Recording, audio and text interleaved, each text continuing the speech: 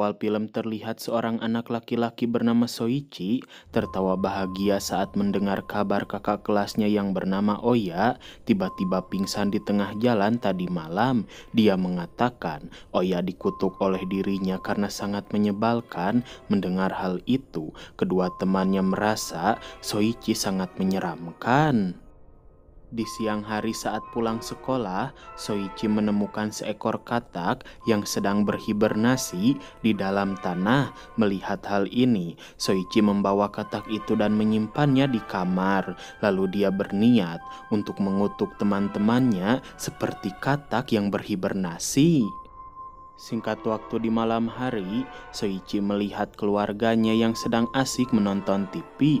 Lalu kakaknya Koichi mengajak dia bergabung, namun Soichi malah lari dan ternyata dia membawa katak yang di kamar untuk menakut-nakuti kakak perempuannya Sayuri.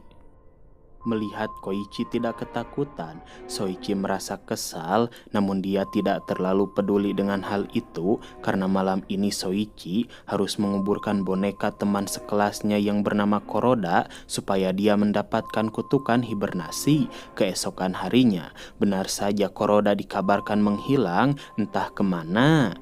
Beruntung si kakek pemilik hutan ini datang. Dia sangat marah saat melihat banyak sekali boneka yang dipaku di pohon cedar miliknya. Namun dia berhasil menemukan Koroda yang sedang berhibernasi seperti katak. Mendengar kabar baik itu, Soichi merasa kesal karena seharusnya Koroda bangun di musim semi nanti. Lalu saat melihat tiga teman sekelasnya tertawa, Soichi merasa salah satu di antara mereka yang bernama Isaka sangat membenci Kawai temannya, sehingga dia berniat mengutuk Kawai untuk membantu Isaka. Walaupun sebenarnya Isaka tidak membenci siapapun, justru dia dan Kawai adalah sahabat baik. Bahkan saat pulang sekolah Isaka memberitahu Kawai jika Soichi akan mengutuk dirinya. Lalu terlihat saat berada di rumah Soichi kembali menakut-nakuti kakaknya Sayuri dengan laba-laba yang dia temukan. Namun ternyata Koichi tidak takut dengan laba-laba, justru dia melemparkan laba-laba itu ke wajah Soichi yang membuat dia lari. Di hari berikutnya ketika sedang berada di sekolah, terlihat Soichi memulai kutukan yang akan dia lakukan kepada Kawai. Dan benar saja, saat Kawai memasuki toilet, dia melihat ada laba-laba raksasa yang menghampiri dirinya dan mengikat tubuh Kawai dengan jaring besar yang membuat dia pingsan karena ketakutan.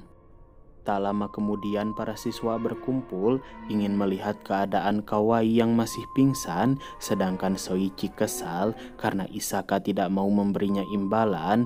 Dia tidak mengerti apa yang dimaksudkan oleh Soichi itu. Lalu di malam harinya, Soichi menyuruh Isaka datang ke taman dan tiba-tiba betapa kagetnya Isaka saat melihat semut raksasa mengejar dirinya. Beruntung saat Isaka lari ke arah hutan, Soichi terkena jebakan beruang sehingga kostum yang dia gunakan tidak bisa bergerak. Melihat hal itu, Isaka segera pulang karena dia takut si pemilik hutan yang kejam segera datang untuk menangkap buruannya itu.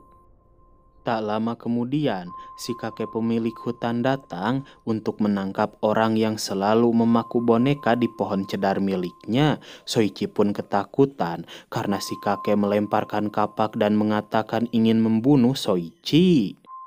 Namun beruntung, setelah pulang kuliah kakaknya Koichi memilih jalan hutan sehingga dia bertemu dengan si kakek pemilik hutan dan Soichi yang masih tergantung. Dan dia berhasil menyelamatkan Soichi dari amarah si kakek pemilik hutan itu. Dan saat sampai di rumah, Soichi dimarahi keluarganya karena selalu membuat onar. Namun dia tidak peduli karena itu sudah menjadi hobinya. Lalu Shin berpindah ke seorang pria bernama Iwasaki. Setelah bangun tidur dia membicarakan tentang film yang akan timnya buat bersama seorang temannya yang bernama Oda. Karena film itu sangat penting untuk mereka berikan kepada dosen sebagai tugas akhir sebelum mereka lulus kuliah. Kemudian salah satu teman Iwasaki memberitahu karena mereka bukan produser film terkenal, jadi hanya ada 3 orang yang mendaftarkan diri untuk menjadi artis di film buatan mereka nanti. Lalu Iwasaki merasa tidak setuju saat Oda berencana mengikut sertakan model berwajah menyeramkan di proyek film mereka. Lalu saat Iwasaki bersama Oda datang ke kafe untuk bertemu dengan 2 wanita yang sudah dipilih oleh Oda, mereka heran karena ternyata model menyeramkan bernama Pucci itu memiliki postur tubuh yang sangat tinggi, sehingga Iwasaki menyarankan supaya Oda membatalkan niatnya untuk mengikut sertakan Pucci di film mereka. Namun Oda merasa wanita menyeramkan itu akan menjadi bintang di film nanti. Kemudian setelah sampai di lokasi syuting, Oda memberikan arahan kepada Miyake dan Pucci untuk menjalankan peran mereka masing-masing. Dan saat Iwasaki pergi ke sungai, tiba-tiba betapa kagetnya dia saat melihat Pucci mengejar dirinya seakan-akan dia adalah monster yang menyeramkan. Lalu Iwasaki memberitahu teman-temannya tentang hal itu dan mengajak mereka semua segera pergi dari tempat ini. Lalu terlihat Pucci merasa kesal karena dari tadi hanya Tamae yang direkam oleh Oda dan dirinya belum mendapat giliran. Tak lama kemudian ketika sedang beristirahat, Miyake mengatakan jika Pucci baru saja memakan Tamae. Mendengar hal itu mereka segera pergi untuk memeriksanya. Lalu mereka pun lari ketakutan saat melihat Pucci datang menampakkan wujud aslinya yang menyeramkan dan memakan semua teman Iwasaki. Lalu Shin berpindah ke seorang gadis bernama Mami.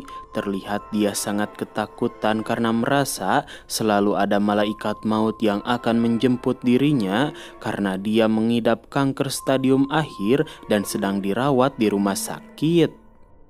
Lalu seorang dokter bernama Kuroda memberitahu asistennya sosok yang dianggap oleh Mami malaikat maut adalah pasien bernama Mukoda yang dirawat di kamar nomor 31. Dia mengidap penyakit aneh di mana Mukoda selalu mengalami mimpi yang sangat panjang. Dokter Kuroda pun mengatakan pada awalnya dia tidak percaya dengan penyakit mimpi yang dikatakan oleh Mukoda. Namun saat dia memasang mesin penghitung siklus otak, betapa kagetnya dia saat mengetahui jika Mukoda benar-benar mengalami mimpi bertahun-tahun, padahal itu hanya berlangsung beberapa detik saja. Dan setelah beberapa hari menjalani perawatan, Mukoda merasa penyakitnya malah bertambah parah. Bahkan sekarang dia mengalami mimpi sampai 10 tahun. Mendengar hal itu, dokter Kuroda menyarankan supaya Mukoda melupakan setiap mimpi yang dia alami, karena itu hanyalah ilusi. Kembali ke masa sekarang, terlihat penyakit Mukoda semakin parah, bahkan sekarang tubuhnya rusak gara-gara penyakit itu. Maka tak heran saat Mami melihatnya dia menganggap Mukoda adalah malaikat maut. Walaupun merasa kasihan, dokter Kuroda tidak tahu apa yang harus dia lakukan. Singkat waktu beberapa minggu kemudian, terlihat Mukoda meninggal dalam keadaan tubuh yang hancur. Lalu dokter Kuroda mengambil sampel otak dari Mukoda untuk dipasangkan ke dalam otak Mami, supaya Mami mengalami mimpi yang sangat panjang sehingga dia tidak takut lagi dengan kematian yang selalu menghantui dirinya. Mendengar hal itu, asisten dokter Kuroda sebenarnya tidak setuju karena takut sesuatu yang buruk akan terjadi. Sementara di tempat lain terlihat seorang pemuda bernama Ryusuke baru saja pindah ke sekolah yang berada di kampung halamannya. Dia pun merasa senang karena teman masa kecilnya yang bernama Midori juga ada di sekolah ini. Bahkan sekarang mereka langsung berpacaran. Lalu saat berada di dalam kelas, Ryusuke mendengar kabar dari teman-temannya. Kemarin ada siswi dari sekolah ini yang melakukan diskon nyawa di persimpangan jalan.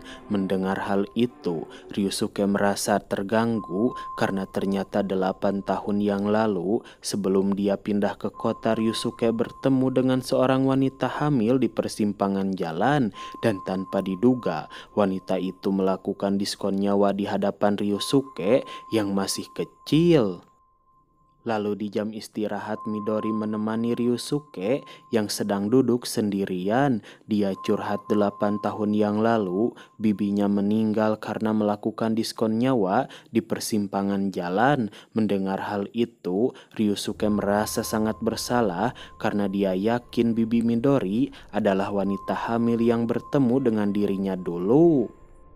Melihat Ryusuke menjauhi Midori, Susue penasaran. Dia melakukan ramalan di persimpangan jalan untuk bertanya ke pria misterius tentang apa yang terjadi kepada kedua temannya itu.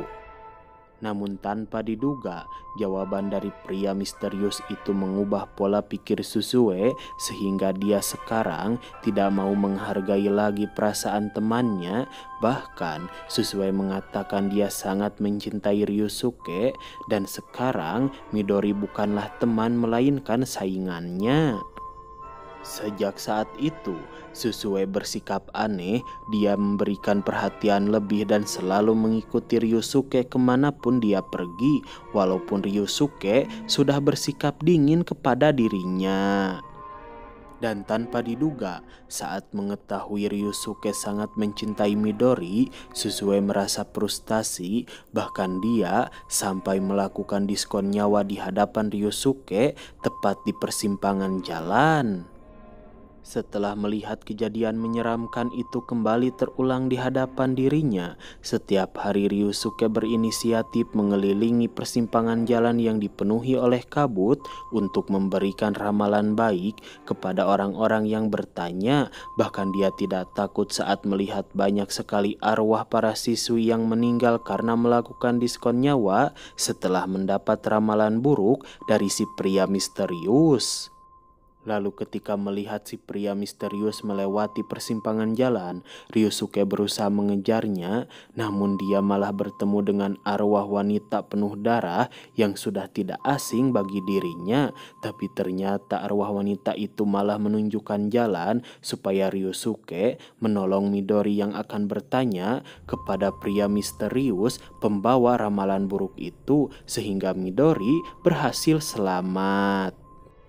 Kemudian scene berpindah ke seorang gadis bernama Yuko. Dia dikenal sebagai orang pendiam. Lalu saat beberapa hari Yuko tidak masuk sekolah, seorang temannya datang ke rumah untuk menjenguk Yuko karena dia khawatir saat mendengar kabar Yuko sedang sakit. Dan tiba-tiba betapa kagetnya dia saat melihat siput berukuran besar keluar dari mulut Yuko. Lalu kedua orang tua Yuko segera menyuruh anaknya ini berendam di air garam supaya siput itu bisa keluar dari tubuhnya. Tanpa diduga, tubuh Yuko malah berubah menjadi siput yang sangat banyak, sedangkan kepala Yuko sekarang menjadi cangkang dari seekor siput, dan film pun berakhir.